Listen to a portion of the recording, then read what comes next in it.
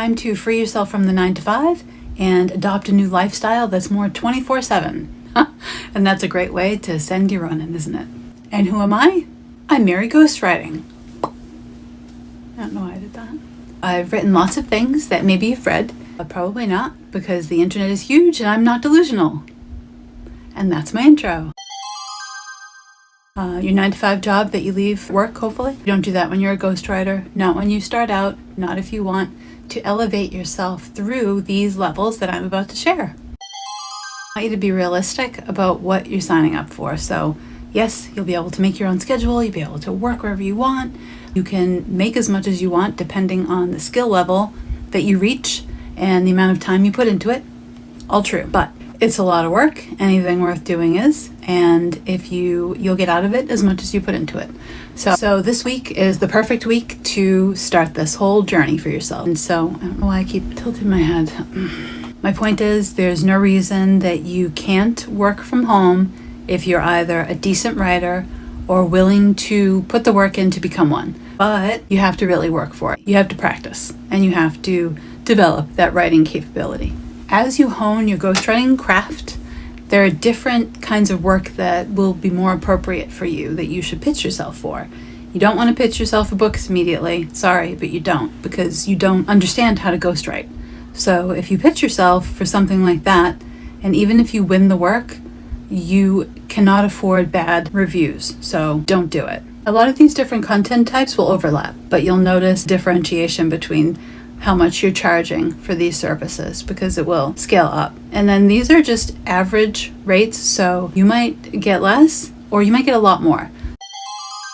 Starting out as a ghostwriter, the beginning level, if you start with books, you're going to get the low-hanging fruit type deals, which will be work that you'll find on like Fiverr or Upwork. That doesn't pay well. So if you want to do that, by all means, go ahead. But I see people that just get stuck in that cycle. Instead, is you find people to work with that you can help with their social media content, ghosting their voice, and with blog posts for their website, or scripting videos like this. That's a great idea. Let's go. Because I had someone comment and say, oh, well, do you script your own videos? Like implying that, that my content was bad and so mean. Oh, and yes, I do script my own content, but just kind of put bullets for myself and I kind of just talk, obviously. So maybe I shouldn't do that. And I guess your best wasn't good enough. So even with this intro level ghostwriting that I'm talking about, blog posts and such and social media content, you need to have good writing skills. So if you don't, I'm going to have future videos that help you progress. If you comment and let me know where you feel you struggle, I can focus it in a little better for you. But so for this first level, you need to understand the client's voice, you need to have good writing skills, and you need to have really good research skills because you need to understand who and what they're about so that you can write as them. Because again, you're not just creating things blindly sometimes it's for a company, but even that, they have marketing personas that they're speaking to.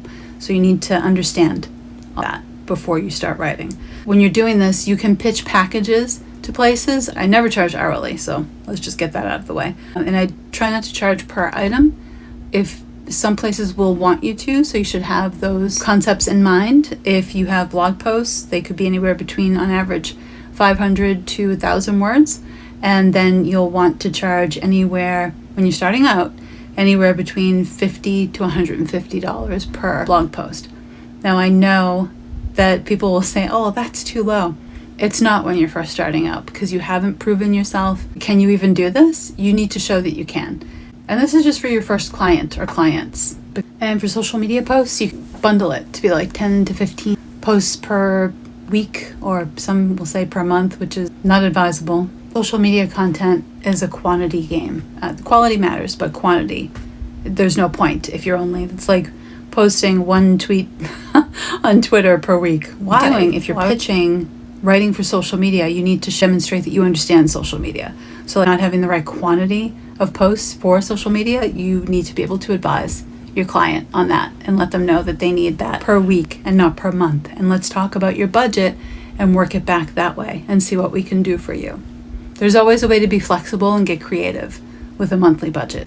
You can also take those blog posts and you can have a bunch of content that is taken out of those blog posts, just slice and dice a lot of it and create social media posts from that. Another great intro piece are emails, because pretty much everybody has a funnel now. I'll talk about those another time. And as you become a better writer and ghostwriter, and you're better at understanding someone's message and their voice, you can take on longer projects that do include book writing, but it's ebook writing. So that's another very specific niche that you can focus on, and it's a lucrative one as well. And then ebook's little cousin, white papers, but there's nothing little about them because they are very time and labor intensive, and they require exceptional research skills. The other important part about ebooks and white papers that will be super helpful for you as you move on to other projects that are worth a lot more financially and for you professionally is that you'll get practice, very hard-won practice on how to structure an engagement. You'll structure engagements by word count, and you'll get kind of a trial by fire when it comes to something called scope creep. And that's just a fancy way of saying you agreed to one statement of work, like maybe 30,000 words, but it actually turned out to be twice as much. So that's where you get practice on how to handle those situations and how to plan better on the front end so that it doesn't happen again. You are much better off having it happen with an ebook or a white paper instead of a full-length novel, because that's a nightmare. An ebook is on a specific topic, and they're always less than around 10,000 words. And at this intermediate level, they could also be 1,000 words. It could be a very low content ebook, but you have to take a lot of elements into account, and you're likely working with a designer as well.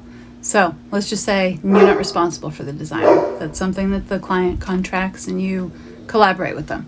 So let's just say you have this ebook that you're working on for a client, but maybe they have a business and they would like to create a piece of content to give out to people.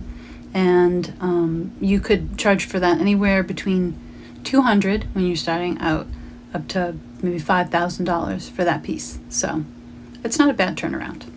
Now that's all dependent on word count too. You also have to think about what industry your client is in. If you're working with someone who is in something like finance, then they have the budget to be able to work with you.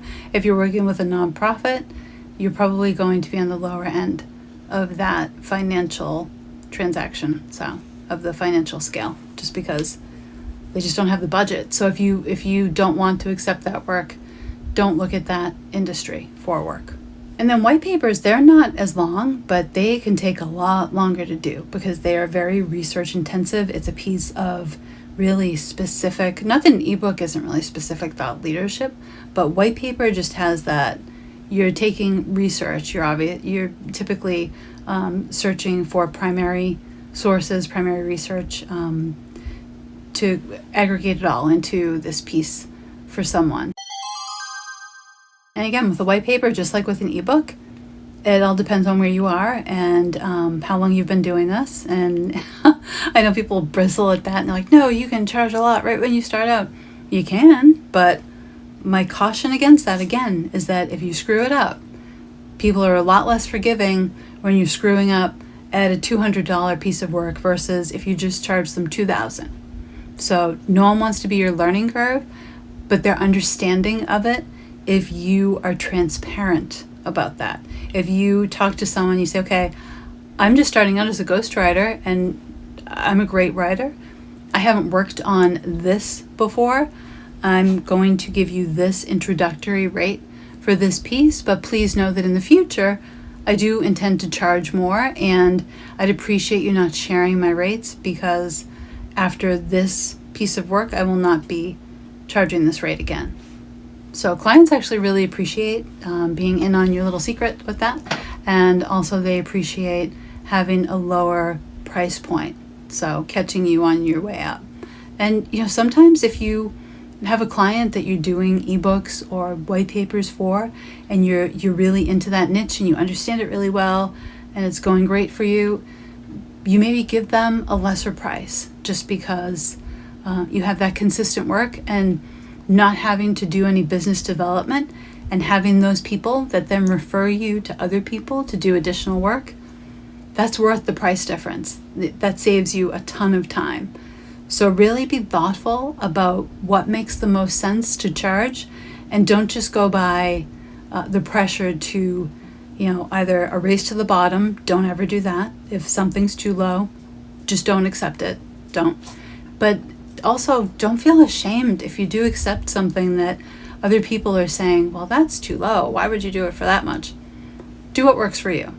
Don't worry about them. They're probably not even getting work anyway, honestly.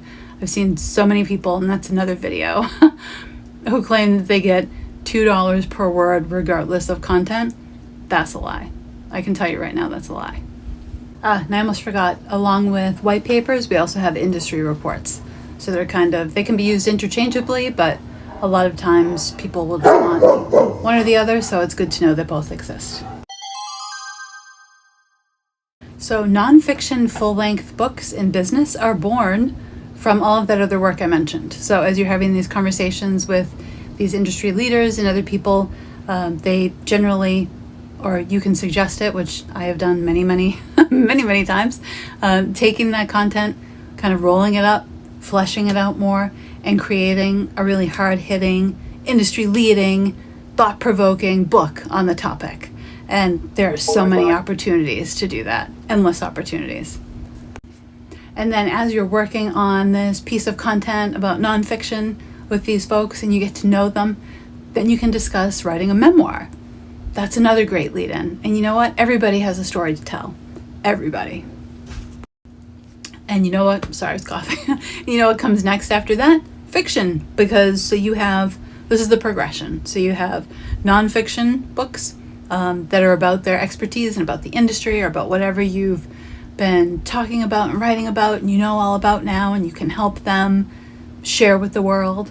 And then as you're capturing all of these anecdotes and other analogies and other things to help flesh out your story arcs as you're crafting this nonfiction work, then you discover, okay, well, we have memoir material here, like a lot of it. Let's talk about that next. So then that can happen. Even if it doesn't happen with them, they recommend you to their friends who all have memoirs or fiction, or historical fiction is huge as well. With very intelligent people love historical fiction. So these folks who have a lot of knowledge about whatever specific industry, they've had different times at night where they've thought, wow, wouldn't this make a great story? But they don't have time to do it. You can spark that interest in them, remind them of it, and then help them bring it to life. Fantastic. And you're paid well for it because you've already established yourself as someone who can capture their voice and can make them sound incredible, and you hit all of your deadlines.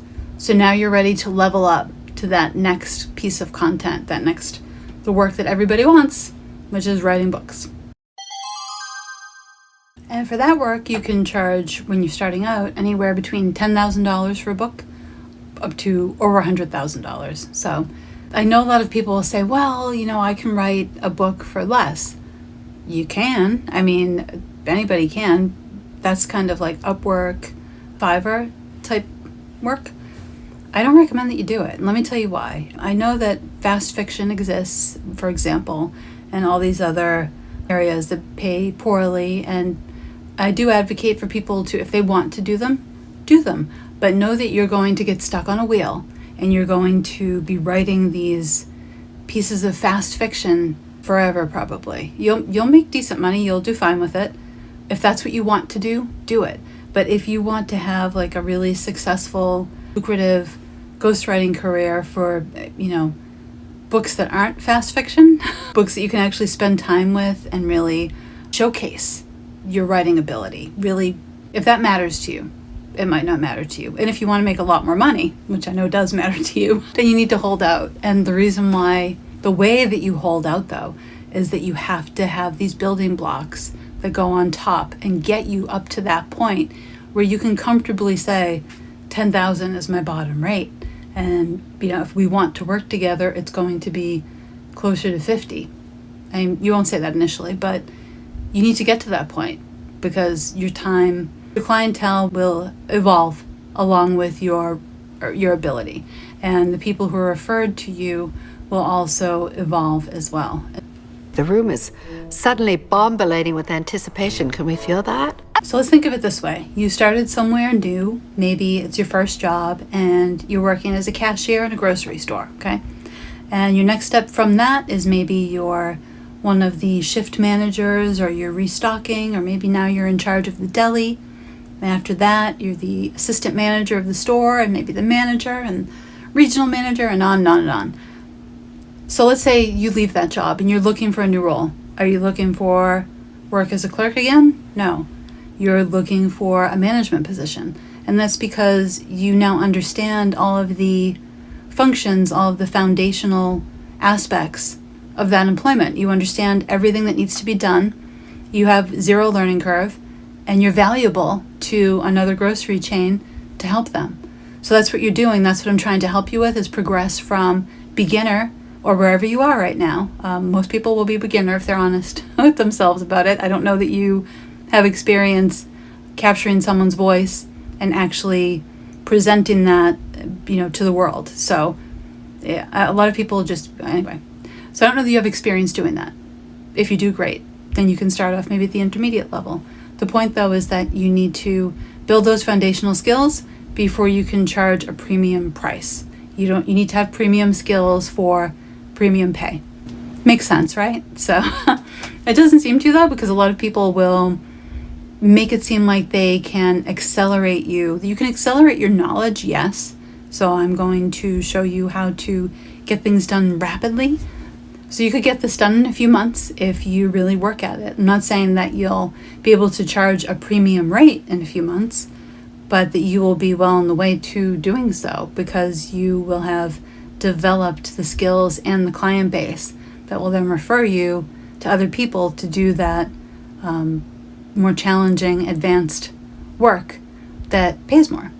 So, and where do you begin to find these clients? Well, take a look at this video right up here. Do that after you subscribe, though, please, because I would really love to get have more videos up for you to explore, and it's a super great incentive to have more videos, because I plan to bring you a lot more great videos about how to become a ghostwriter and have a long-lasting, lucrative career. So check out this video of where to start, though, after you subscribe, and it will tell you how to get started on LinkedIn, why you need to get started on LinkedIn.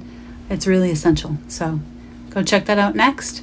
Leave a comment below if you like. Let me know what you liked, what you didn't like, if there was anything you didn't like, and also what you'd like to learn about next. So, and not the mean comments, though. So the last couple videos, I don't know what's happening. I've had people, they're kind of shitty. What's that about? Don't do that. I'm not doing that to you. So just scroll. Leave me alone. Thanks. Bye. See you soon.